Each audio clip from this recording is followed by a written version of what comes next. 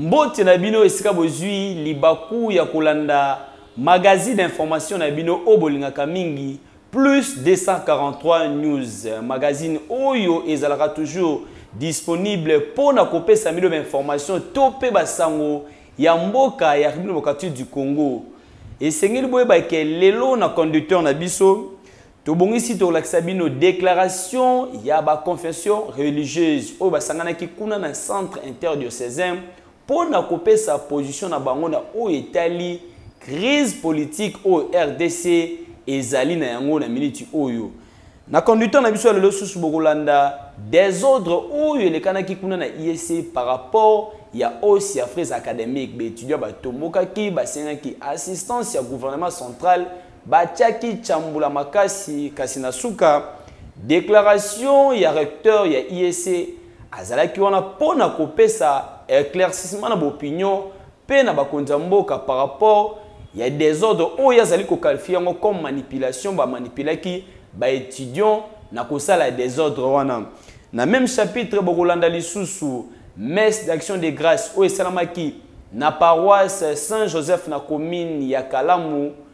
Acteurs politiques, mouvement citoyen, bango nyonso bazalaki na présence société civile pour na bango kotika journée ya le 24 janvier na maboko Nzambe journée oyo biso na bino toyebi bien que passation civilisée et salamaki a na RDC pour une première fois.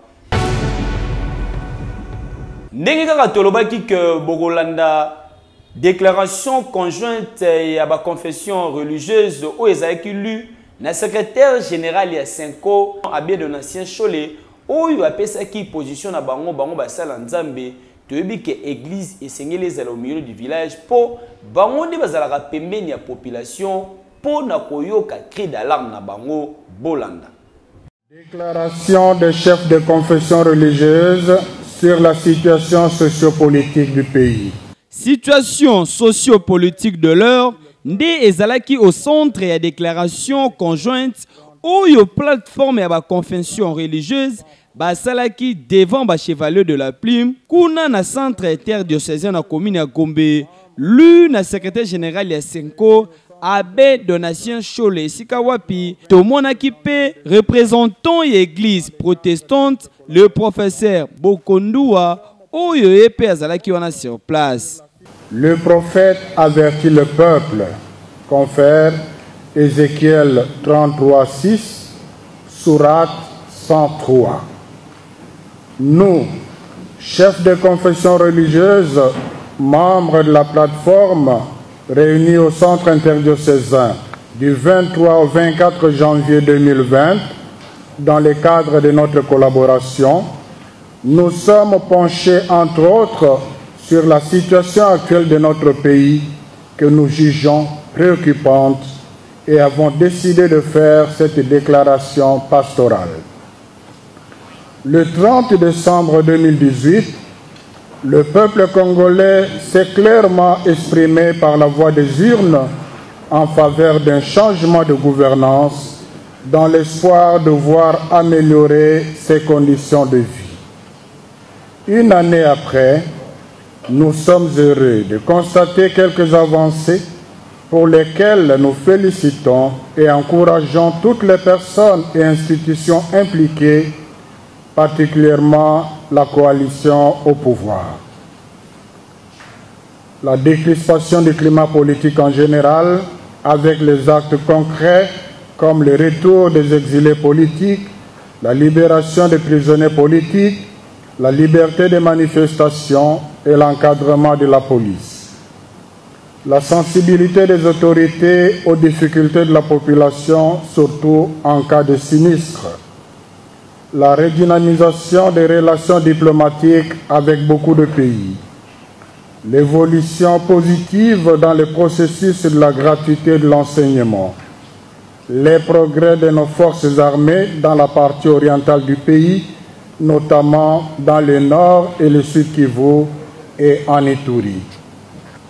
Par ailleurs, le pays fait face aux grands défis qui, s'ils ne sont pas affrontés de façon responsable, le changement que le peuple congolais a souhaité de tous ses voeux restera un vain slogan. Il s'agit notamment de la dégradation de l'économie, la persistance de la corruption, l'instrumentalisation de la justice, le détournement des deniers publics, la porosité des frontières, la persistance de l'insécurité, particulièrement à l'est du pays, le banditisme urbain, la panne du processus électoral, l'exploitation illicite des ressources naturelles. S'il est vrai qu'en une année, on ne peut pas tout changer, notre préoccupation est d'autant plus grande que les alliés de la coalition au pouvoir, qui sont censés travailler dans la cohésion pour faire face à ces défis, s'illustrent surtout ces derniers temps par des querelles et des disputes de nature à compromettre la chance du décollage du pays. L'escalade verbale commencée par les militants est montée au niveau des animateurs politiques et pire encore, elle atteint les animateurs des institutions. Nous en appelons au calme, à la modération dans le langage et au sens de responsabilité de tous les acteurs sociopolitiques. En outre, nous comptons rencontrer à tour de rôle les animateurs des institutions étatiques et d'autres personnalités en vue de partager notre vision et apporter notre contribution pour l'avènement d'un Congo prospère. À cette étape de parcours, nous invitons les alliés au pouvoir à évaluer l'impact de leur coalition dans la vie des Congolais et de tirer courageusement des leçons pour l'intérêt supérieur de la nation. Nous demandons à la population d'invoquer sans cesse dans la prière les grâces de l'Éternel sur notre pays, de rappeler aux autorités par de voies légales leurs attentes légitimes et de ne pas céder à des manipulations politiciennes. Que Dieu bénisse la République démocratique du Congo et son peuple. À la signature, tous les chefs de 8 confessions religieuses formant la plateforme. Je vous remercie. Nyoso Makambu.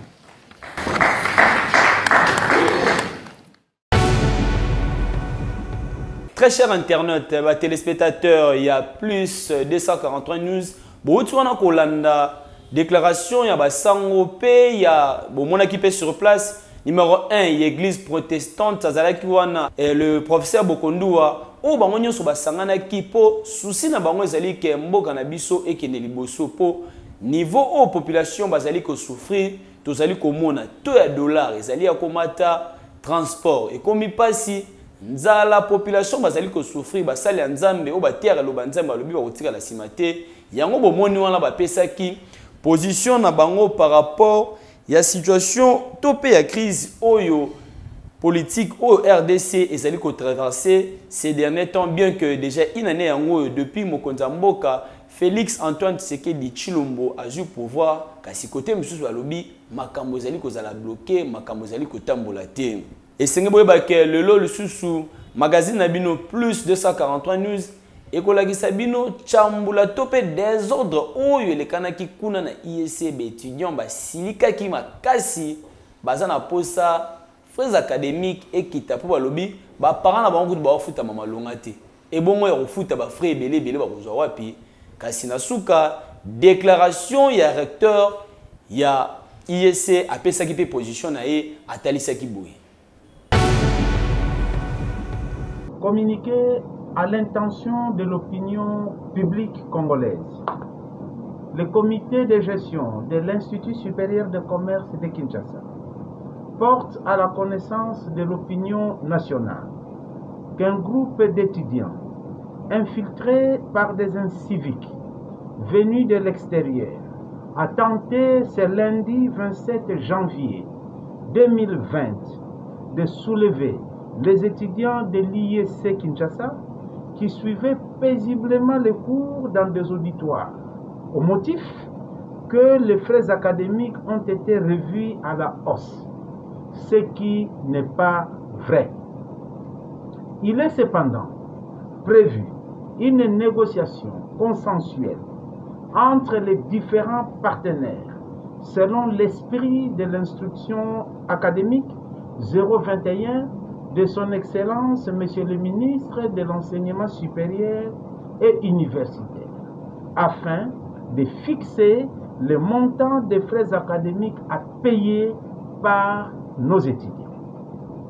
La situation a été aussitôt maîtrisée. Le calme est revenu au sein de l'Institut supérieur de commerce de Kinshasa et les enseignements se sont poursuivis normalement. Fait à Kinshasa, le 27 janvier 2020, le directeur général de l'Institut supérieur de commerce de Kinshasa, Augustin Mbangala Mapapa, professeur ordinaire. Merci beaucoup pour la déclaration. Il y a recteur, il y a ISC, ou APC position par rapport à Nyonso, ou il y a des lobby, kasi nangam na binope bande kona biso étudiants et c'est que binonde un jour vous allez appeler à diriger mboka o. Récemment tu as komona makambo to le kanana unikin ndenge ba bureau batumaki ba retrouver kutu ba arme na kati biloko ezikaki o ezali anormal. Bokoki ko sala revendication na bino d'une manière pacifique.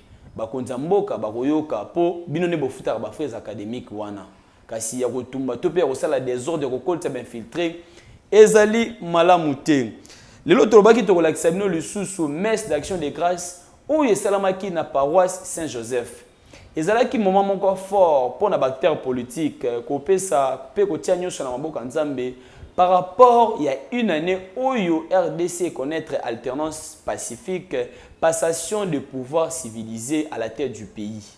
Tout le monde a qui bon le président sortant Joseph Kabila Kabange, non le président entrant Félix Antoine Tshisekedi Tshilombo, oyo bayamana ki bapesana ki bamboko le 24 janvier 2019 kasi déjà na mois janvier otokoko ba déjà ici une année jour pour jour il y a un acteur politique baponaki ba couleur te société civile bazalaki opposition bazalaki bango nyonso bazalaki na messe pe na suka bapesaki ba déclaration na bango par rapport ya ndenge makambo ya politique ezali kokendelele na mboka oyo bolanda po magazine na bino plus 243 news ezalaki wana équipe mobimba po na ko pesa bino information en temps réel.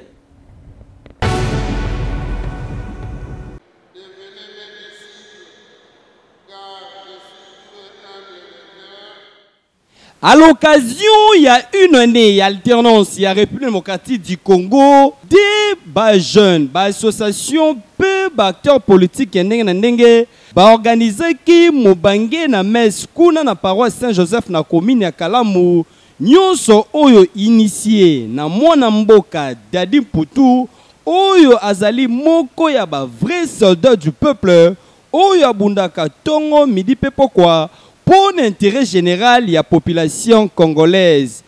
Mais c'est Bandakate et Bandi, 11h de Kinshasa et Sikawapi, tout le monde qui met la B côté à Malam Lobananzambe devant acteurs politiques et opposition, tout comme la majorité, ou Yobazalaki wana y compris société civile.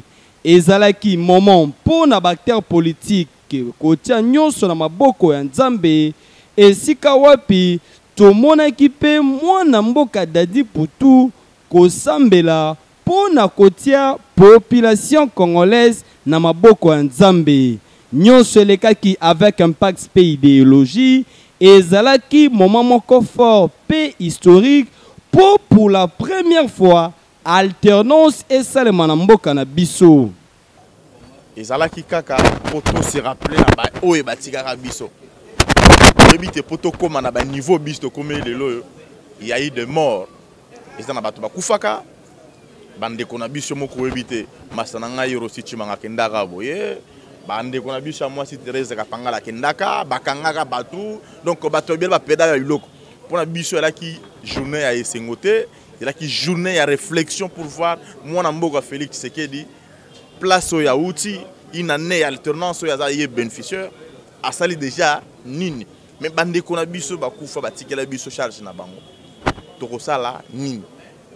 Donc, raison pour laquelle le Monaki, objectif 2017, Moj, en collaboration avec Bisso Bana Force des Patriotes, organisé qui messe pour rendre bango hommage.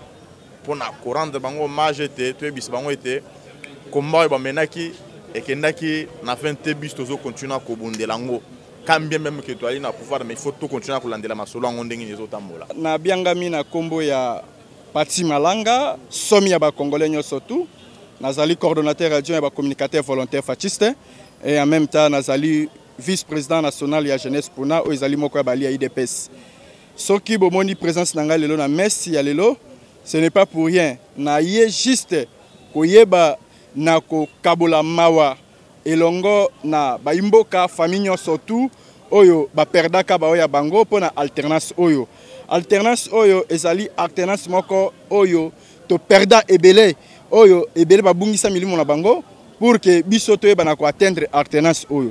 Raison pour laquelle tolobaki que non tokoki kolekisa le 24 euro inapercité pe ezali journée moko te pona biso to fêter yango ezali journée moko te pona biso ba sepela ba sala n'importe quoi non ezali journée à méditation, journée à réflexion, journée à ko analyser nini oyo salaka kelelo oyo ba héros na biso lokola ba kondo Thérèse Kapangala lokola ba kondo Rossi Mukendi ba kondo Linkulula ainsi de suite ba ndeko wana ba ndima qui sacrifice suprême pour arrêter l'hémorragie et un régime passé oyo et Tchaki Bisso a débandé pendant tant moulaï, raison pour laquelle Bandeko Babaki que non, nous devons s'unir comme un seul homme pour na koyeba na ko telemela nyon surtout oyo ezali contre volonté à peuple. Yango wana lelo le 24 oyo alternance pacifique baki na ko salema, alternance wana ezali alternance moko ya makila ya ba congolais, ezali alternance moko oyo sans ekula, ezali alternance moko oyo eleka inapercité,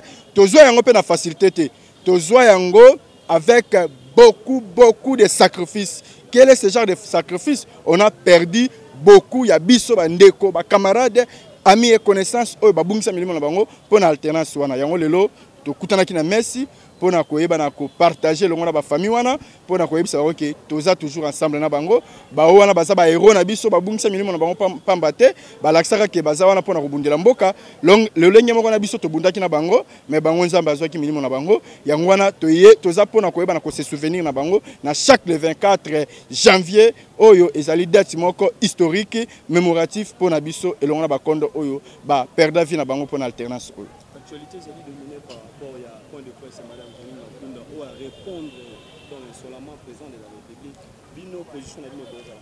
Oui, merci beaucoup. État que Pati Malanga somi ba congolais surtout communicateur volontaire et chef de l'État naza vraiment na ba regret ma casse parce que la dame là Janine Mabunda je le connais personnellement na yebié parce que azali moko oyo azali comme DG na CNS a travaillé qui kuna comme DG nini oyo ya malonga ye asala kuna tango azalaki DG na INSS eloko moko malonga salaki kuna te akei lisusu lokola ministre ya portefeuille nini ya malonga ye asala biso malamu na portefeuille alongwe wana chef de l'État nomaki comme un conseiller spécial na ye chargé à violence faite à la femme nini ya malamu ya portaki kuna toyebi ke docteur Denis Mukwege a corrigé ekutu na babuzoba oyo ye asalaki par rapport à ba responsabilité na ye bongo comment plus forte raison ye lelo oyo azali nommé comme président de l'Assemblée nationale. Oh, Mokonzambo quand même, kutu ayebaki na ko honorer lisusu pour na kotalisa ke mwasi na kati ya mibali mais koyoka mwasi yango azui audace na courage ya ko parvenir ko tenir ba propos insolents à l'égard ya chef de l'État et ça na qualité to na soubassement nini o yepesi monopole wana ya ko parvenir ko répondre chef de l'État ya ko parvenir ko lobela Mokonzamboka sur quelle qualité asa na droit wana ta mukete pe en plus il y a koloba que soit si oh s'il y a ceci il y a cela il y aura la destitution à l'égard du chef de l'État. Quelle destitution?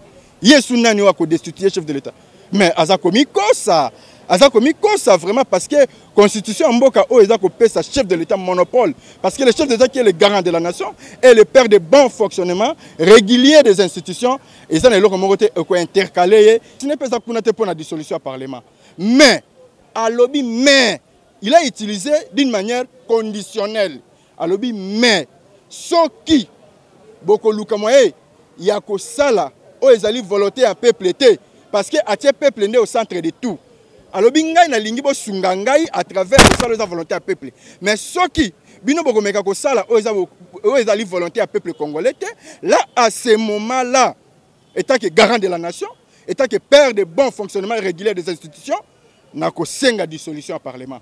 Mais alobi te kaza na posa ko senga yango. A Sengini na bango basala volonté à peuple parce que chef de l'État Félix Antoine Tshisekedi il était élu par le peuple. Peuple wana bakenda ko voter na mbula. Lelo ya comme président et ça sentimentalement ceux qui bazomona pouvoir à Félix ça pouvoir et outi na boka batu. Je vous dis c'est mensonge. Baza ko kosa pe ba komi kosa bango moko. Nasuka mwana mboka Dadi Putu azangaki maloba te alobaki boye na micro info plus 243. Ils ont mokolo tolobaki que ceux qui muto banzi kosala eloko pe atie molema na ye na kati ekomaka toujours na suka. Komona barosi to komona ba Thérèse, ce ne sont pas des chèvres qu'on a abattus. Bangulu pété zaki bateau batelemaki balobi un jour il faut mwana mayo akokisaki déjà 18 ans na pouvoir atika place pour que bandeko mususu bazwa relais wana. Parce que c'est dans cette dynamique-là, il y a côté qu'on peut innover. Mais vous savez, ce n'était pas facile parce que l'adversaire a créé un mécanisme pour décourager Bisso. Il y a qu'à débaucher dans Katina Bisso, il y a qu'à créer Baliwa dans Katina Bisso. Mais on n'a pas abdigué, au contraire, c'est pour ça qu'il a abdigué Lelo, son Excellence Félix Antoine Tshilombo, a allé en tête à pays. Moukola Lelo, ça Bisso, moi, on va avoir une réflexion. Alternance au Bisso, tozu inane yango, et ça parfaite. Il faut tout mettre parfaire parce que ça sera réellement bénéfique dans le peuple congolais. Bagotier la biso ba urne na ba paroisse nyonso na ba maison communale nyonso. Tu vas voter pour la dissolution il y a parlement wana. En ce moment-là le président aura du moins babeki essentiel azala na parlement na ye et pas dans un gouvernement homogène. Au ministre ko ko boudé na kata conseil te kuti ya za motema malamu. Si on a une place, on a mais comme il y a un moteur malamu, il y a un bolingo, on n'a pas un certain nombre de cœurs. Mais diaboulou va rien de cœur. Parce que même un colo a que la batounaye, à l'imbisa moutou, à l'imbisa diaboulouté. Biso to cause doit devoir à l'imbisa diaboulouté. Diaboulou place n'a allé en faire. C'est ce que nous allons faire pour donner au chef de l'État. Ça, toko sengaye angope toko sengaye angote biso moko nous organisons en tant que peuple. Pour que deuxième année, nous avons une année d'action. Biso to yo zamaka c'est pas encore. Ozalana rebelle akala, mbila kala, na biso to tambola na boboto na logique ya démocratie ko biso to ko pouvoir kaka na stylo to ko pouvoir kaka na nzela démocratie.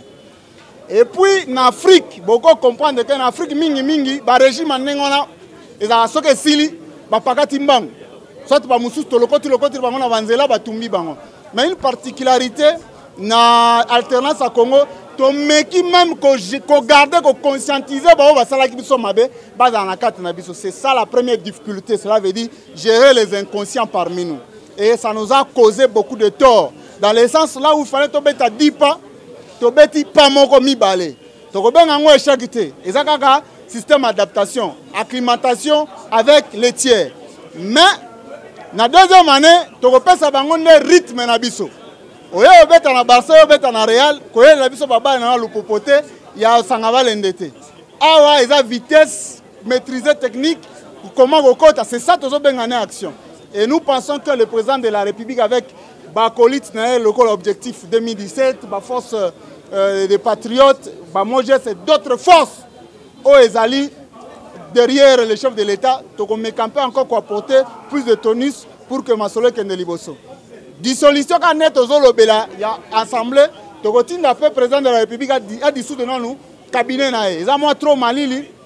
Tolo bali susu nini combat politique ya mona mboka Dadi Putu ensemble na ba compagnon na ye ezali que alternance oyo République démocratique du Congo ezwaki ezala prône na ba vraie valeur pour l'intérêt général de la population congolaise et surtout pour la vie sociale na bango échanger du jour au jour. Pour yende zalaka. Nyoso makambo.